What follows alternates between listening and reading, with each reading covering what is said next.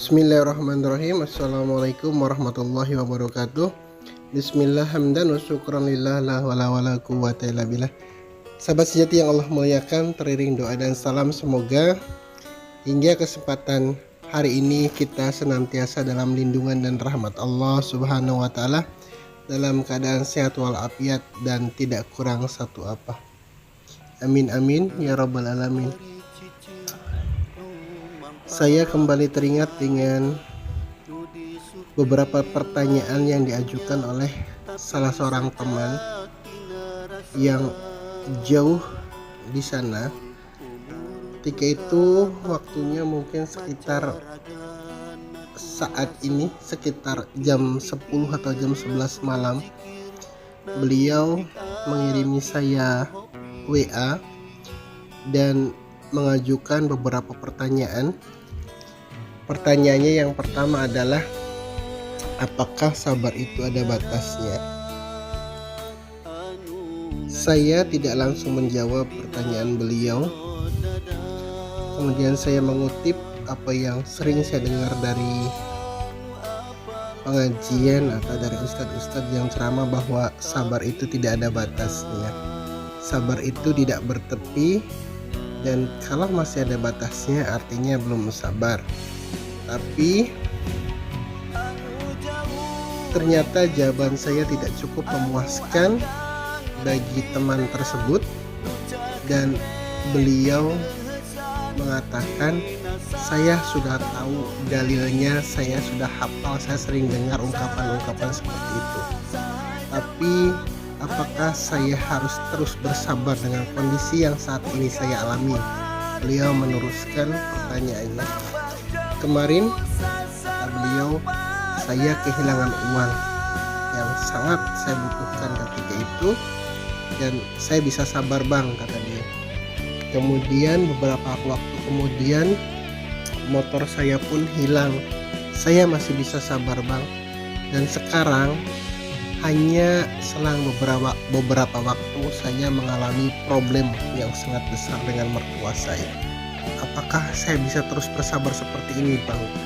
Dia terus memberondong saya dengan pertanyaan-pertanyaan yang cukup sulit untuk saya jawab, karena memang sedikit saja di antara kita yang diberikan kesabaran yang linuh.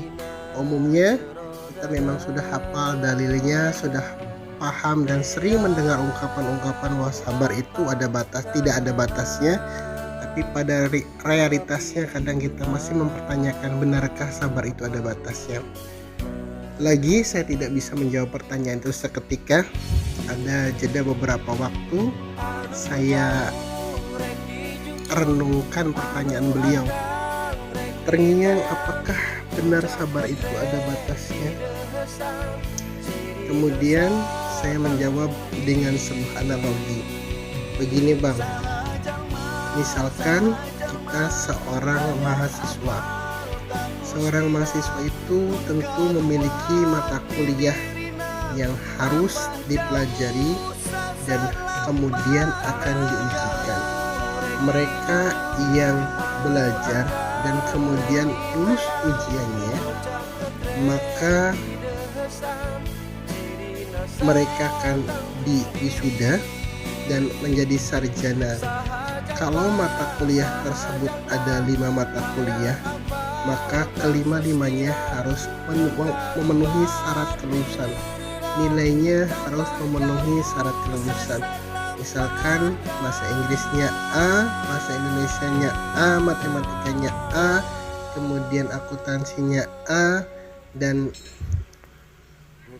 pengetahuan lainnya juga mendapatkan A. Dan ketika kelima mata kuliah itu mendapatkan nilai yang bagus, niscaya dia akan dijadikan atau diwisuda menjadi sarjana. Sebaliknya, ketika nilai matematikanya bagus, nilai bahasa Inggrisnya bagus, akuntansinya bagus, tapi ada 2 mata kuliah yang nilainya kurang bagus dan tidak memenuhi syarat kelulusan, tentu mahasiswa tersebut tidak bisa diwisuda dan tidak bisa menjadi sarjana. Lalu apa hubungan dengan saya? Sang teman kemudian menjawab, saya kembali menyampaikan bahwa apa yang abang alami, kemarin uangnya hilang dan abang bersabar, itu abang lulus dengan nilai bagus. Kemudian yang kedua, ketika motor abang juga hilang, abang bisa bersabar, abang juga lulus. Tapi ketika kemudian ada masalah keluarga, tapi abang tidak bisa bersabar, artinya ada satu mata kuliah yang abang tidak lulus dan abang tidak bisa menjadi sarjana kehidupan kalau satu mata pelajaran ini tidak bisa lulus. Jadi ketiga-tiganya harus lulus. Abang hilang uang sabar, abang hilang motor sabar, pun abang harus bisa sabar ketika ada konflik dengan keluarga. Ketika ketiga-tiganya abang bisa bersabar, niscaya abang akan diwisuda menjadi sarjana kehidupan. Lama saya menunggu balasan WA dari beliau. Kemudian beliau membalas WA saya, terima kasih bang, saya sekarang mengerti bahwa memang sabar itu tidak ada batasnya. Kemarin saya hilang uang sabar, itu saya lulus ya bang. Ketika motor saya hilang, saya juga sabar, berarti lulus juga. Dan ternyata benar, saya belum bisa jadi sarjana kehidupan karena ternyata saya tidak lulus ketika menghadapi konflik keluarga.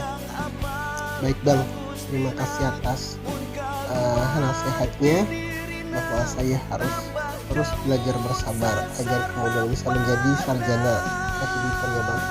Mohon doanya. Beliau mengakhiri WA-nya dan saya sampaikan, iya seperti itulah kira-kira, karena lagi analogi tersebut hanyalah sebuah analogi tanpa kita mengalaminya. Tanpa kita kemudian mentapakuri memahaminya, maka analogi apapun tidak akan bisa kita cerna dan tidak akan bisa kita aplikasikan dalam kehidupan. Tapi benar adanya bahwa sabar itu memerlukan sebuah konsistensi yang luar biasa, karena memang setiap hari kita diajari dan dihadapkan pada kondisi-kondisi yang menuntut kita untuk tetap berlaku sabar dalam kondisi apapun. Bahkan dalam keadaan kita kaya, bahkan ketika kita dalam keadaan sehat, bahkan ketika keadaan kita serba memungkinkan untuk melakukan banyak hal, kita pun harus dituntut tetap dalam kesabaran. Misal ketika kita banyak uang tapi kita tidak sabar, maka akan ada banyak keputusan-keputusan yang kita ambil menjadi salah karena kita tidak sabar.